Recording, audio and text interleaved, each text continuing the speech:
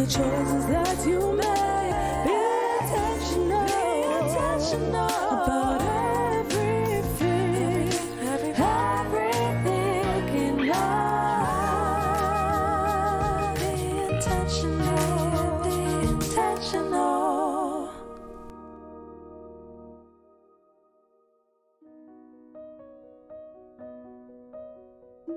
Hey, did you know October was the Pastor's Appreciation Month? I bet most of us didn't know, or some of us didn't know. Well, does it even matter? Do they need to be appreciated? After all, they're doing their jobs, aren't they? So what is there to appreciate? Do they deserve it? Looking into the church and all that's going on with some of these wolves in sheep clothes. How does it matter? How do we even identify that? I've had enough of church folks, their hypocrisy, how unrealistic they can be. And I can give you 20 reasons why I left church. And I'm so never ever stepping foot in the church again. I am a Christian. I love God. I know Him. He lives in my heart. Why do I need to be part of a local church? To be known as a Christian? Is that what it takes? Why can I not stay at home and worship God at home? No, seriously, are there even any really good drama problem-free churches in the world at all? How and where do I find a good church? How do I know if I'm being abused by my pastor or the systems that are in place in the church? What do I do with the pain caused me by the church? How do I heal? How do I recover from the abuse I have received from the people I trusted? How do I honor my leaders as per God's instruction and yet advocate for the voiceless and the unseen? In what practical ways can I support my pastor? And maybe you are that person who is too bruised.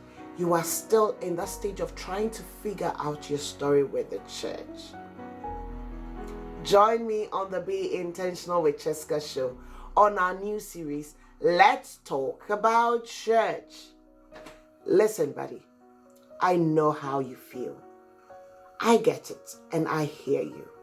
I've had my fair share of pain that have been inflicted by people who knew me, or so I thought, by people I believed loved me, or at least thought kindly of me.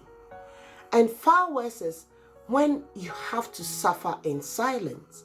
And I'm not talking about enemies, I'm talking about God's own people. But guess what? That is not the whole story. And that is surely not the end of the story. There seems to be a whole lot of drama in the church. Drama going on, of which you and I are part of those drama, as well as part of the church. But the truth is, whether we stand with the church, stand for the church, or stand against the church doesn't and wouldn't rise and fall on our account. Because she was here way before you and I got here. And she is going to be here after you and I are long gone. But most importantly, the church would not fall because His word says He would build His church. He's the one going to build the church. But I'll tell you what, we have a responsibility. You and I have a responsibility. If that includes calling out the cancer eating the church, if that includes calling out the elephant in the room, or joining with Christ to advocate for her. I find this topic very necessary and very interesting, and I would love to have the pleasure of working with you as we journey into the church in the next few weeks, starting the 5th of November. We're going to look into different topics, and some of those topics would be unveiling the bride of Christ. Christ refers to His church as His bride. So why can I not hate the church in spite of? How do I find a good church? What are some of the green flags of a good church? What are the benefits of a good church? What are the red flags that you have to look out for when looking for a church you want as a home church? When do you get to leave?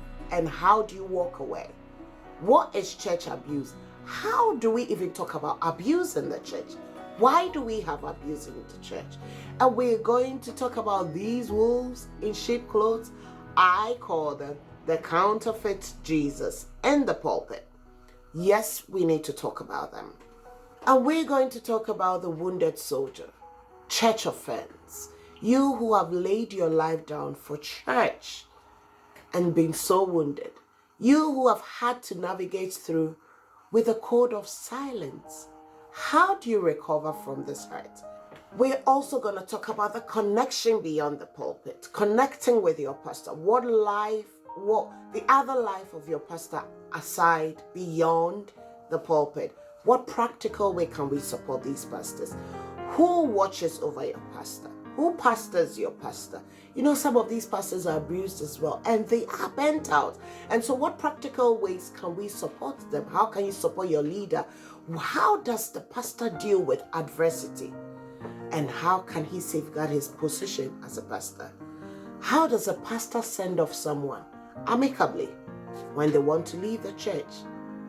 We are going to talk about all that. And to you who is endowed with so many gifts in the church and dedicated your life to the church, what is that character behind the gifts that you have?